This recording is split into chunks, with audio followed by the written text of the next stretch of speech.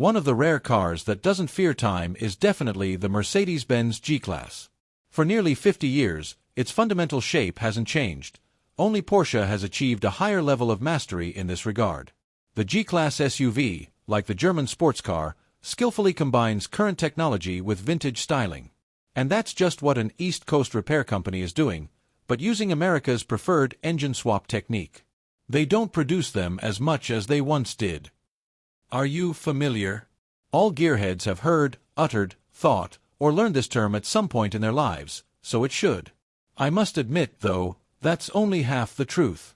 Even if certain vintage cars, let's call them classics, are outstanding examples of great craftsmanship, one cannot ignore the deluge of rust buckets that still occupy pick-and-pull locations and boneyards today.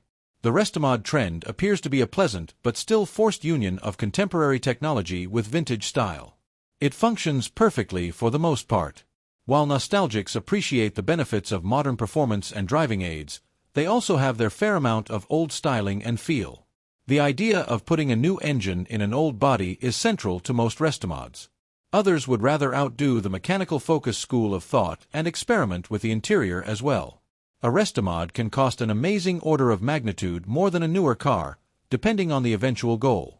And then there are the pistonheads who just LS swap an old car and enjoy the results, without really thinking about a complex restoration process.